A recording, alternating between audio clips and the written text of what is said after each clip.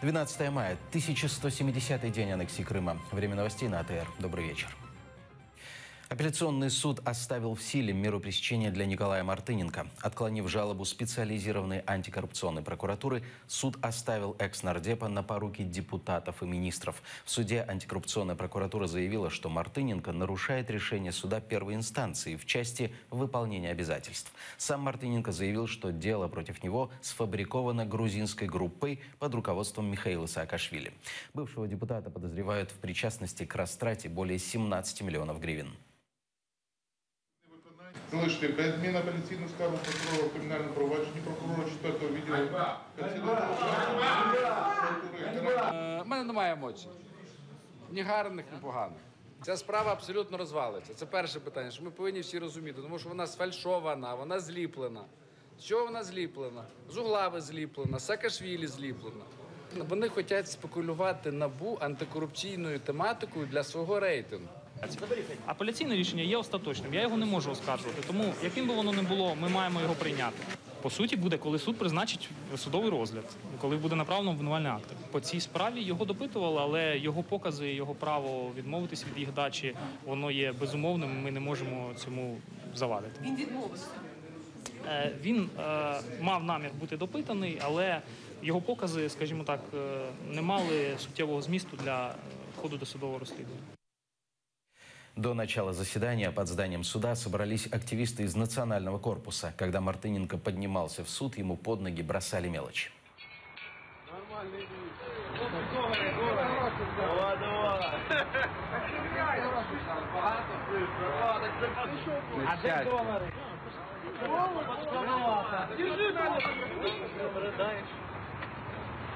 Передаешь. 2 месяца ареста. Такое решение принял суд по одному из участников столкновения во время массовых мероприятий 9 мая в Днепре. Еще один признал свою вину и пошел на сотрудничество со следствием. 9 и 10 мая полиция задержала 7 подозреваемых в хулиганстве, организации массовых беспорядков и нанесении травм участникам митинга 9 мая. Во время шествия к монументу славы представителей социалистической партии и Опоблока между ветеранами АТО, охраной и полицией произошла драка. На следующий день министр МВД уволил руководителей полиции Днепра и Днепропетровской области. В рамках цих кримінальних проваджень нами встановлено ще 15 осіб, можливо, причетних до цих подій. Значить, 9 з них вже встановлено. Слідчим управлінням прокуратури області розпочато та розслідується кримінальне провадження відносно службових осіб працівників Національної поліції в Дніпропетровській області за фактом перевищення своїх службових повноважень. Кримінальні провадження об'єднані в одне провадження та передані для організації досудового розслідування слідчому управлінню прокуратури області. Тотальной депортации ожидали крымские татары в начале аннексии Крыма. Об этом напомнил лидер крымских татар Мустафа Джемилев накануне Дня памяти жертв депортации крымских татар. Сейчас, сообщил Джемилев, Россия стремится изменить национальный состав оккупированного Крыма. Для этого захватчики вытесняют коренных жителей и завезли на его территорию около 500 000 россиян.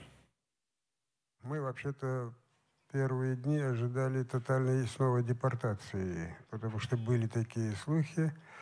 Была такая информация, но потом выяснилось, что там мнения в Кремле в отношении крымских татар разделились на 2 части. Одни считали, что надо как-то договориться, купить, запугать там лидеров Меджлиса крымско-татарского народа, чтобы они проявили лояльность, согласие с оккупацией.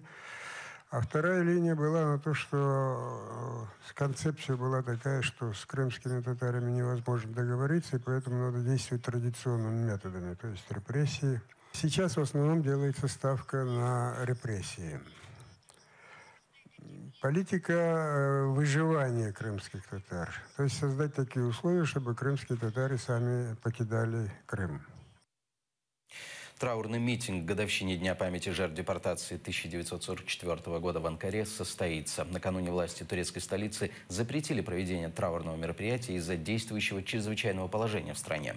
Сегодня губернатор Анкары позволил провести траурные мероприятия. Митинг состоится завтра в час дня на одной из главных площадей Анкары – Анадолу. Телеканал ТР будет транслировать его в прямом эфире. Прокуратура Автономной Республики Крым возбудила уголовное производство в деле строительства Керченского моста из-за нарушения экологических правил. В Академии наук Украины предварительно оценили ущерб в 10 мільярдів гривень.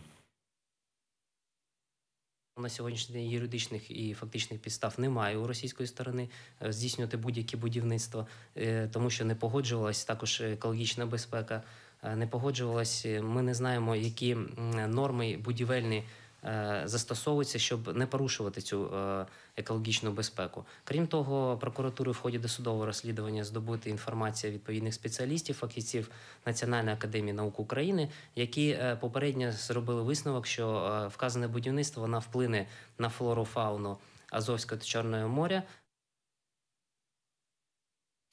Достучись до мэра. На защиту здоровья своих детей вышли сегодня под стены Киевской мэрии родители больных редким генетическим заболеванием неусвоения белка.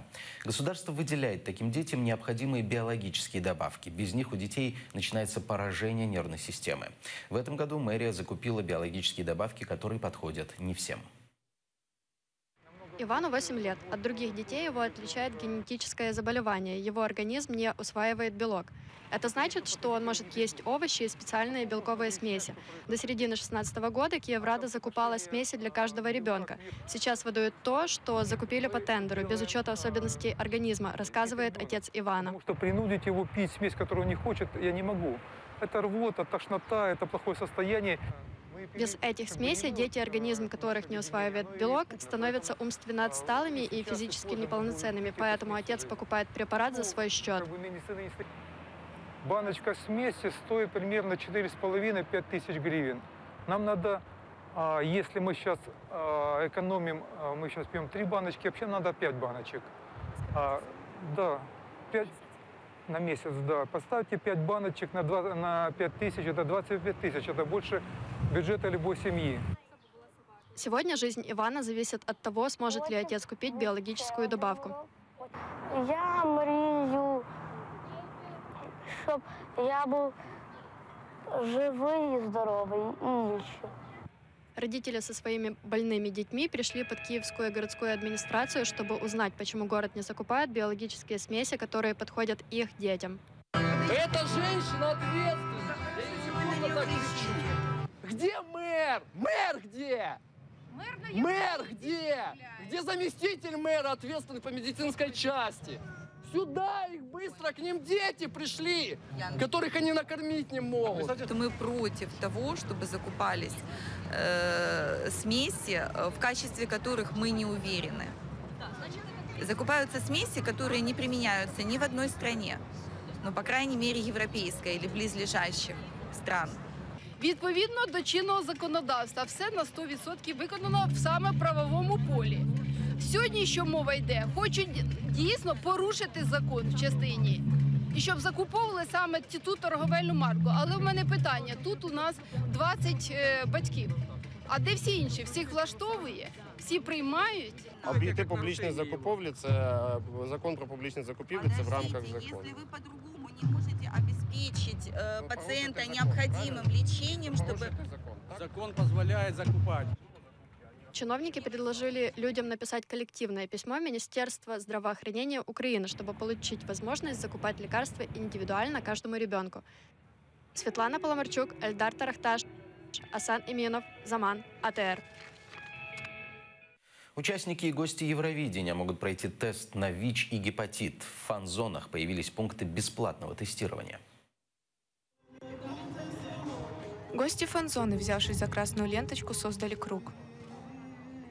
Сьогодні усі люди, що тримали колом, ми символізували як буси, тобто символ Євробачення.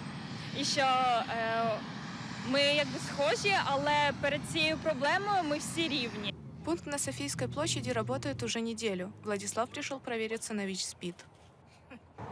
Я тестируюсь регулярно, и сегодня представилась такая возможность снова протестироваться. Наталья также проверяется регулярно. Кожна людина має знати свій статус стосовно ВІЛ-інфекції, має знати свій статус стосовно інфікування на гепатит, тому що в Україні зараз існує епідемія і ВІЛ-СНІДу, і гепатиту. І якщо раніше основним шляхом передачі ВІЛ були ін'єкційні наркотики, то зараз основний шлях – це половий. Таких пунктов в Киеве 4. За неделю в них протестировалось более 3000 человек. Выявили 13 случаев ВИЧ-инфекции, выявили также и гепатиты, и сифилис. Это все говорит о важности. Пройти тестирование можно до 13 апреля в любой фан-зоне. Екатерина Буцхрикидзе, Эльдар Тарахташ, Заман, АТР. Евровидение для иностранных туристов – это не только желание посмотреть шоу, но и возможность открыть для себя новую культуру. Их впечатления от столицы Украины далее в сюжете. Это Рупер. Он приехал в Киев из Великобритании. Полуфинал конкурса парень смотрел еще дома. Однако победителей он увидит уже завтра, собственными глазами. Это просто фантастический город. Люди очень гостеприимны. Нам, англичанам, здесь очень нравится погода. Здесь можно очень многое увидеть и довольно легко передвигаться по городу. Поэтому я думаю, как город, который принимает этот конкурс, он просто замечательный. Для человека, который приехал сюда из Западной Европы, здесь есть многое, что увидеть. Это фантастический город. Джеймс также приехал из Великобритании. В Киеве парень уже в 3-й раз. Киев очень дружественный к туристам. Мы легко находим здесь туристические места. Здесь очень хорошо гулять. Город очень компактный. Мы наслаждаемся здесь солнцем и просто прогулками. Это очень милый город. Питер из Соединенных Штатов Америки. В Киеве он впервые. Для Евровидения это замечательный город, который может принимать такой конкурс. Нет, я не чувствовал пока какого-либо дискомфорта. Меня здесь очень тепло приняли.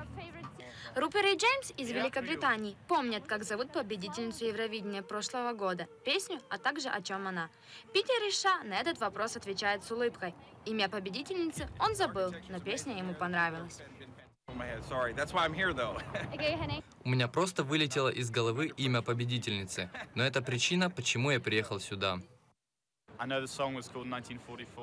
Я знаю, что эта песня называлась 1944. Она была посвящена крымским татарам и их национальному движению. Да, я слышал о Джамале. 1944. Когда мы смотрели Евровидение прошлого года, мы кричали от радости, потому что знали, точно приедем в Киев. Диана Матвеев, Эльдар Тарахташ, Заман, АТР. Видеодизайнеры, художники по свету и лазеру из разных стран мира сегодня осветят здание речного порта на Почтовой площади. До открытия международного фестиваля света и медиаискусств Киев Lights Festival остается 2 часа. Там находится наш корреспондент Виктор Пономарев. Виктор, что там сейчас происходит?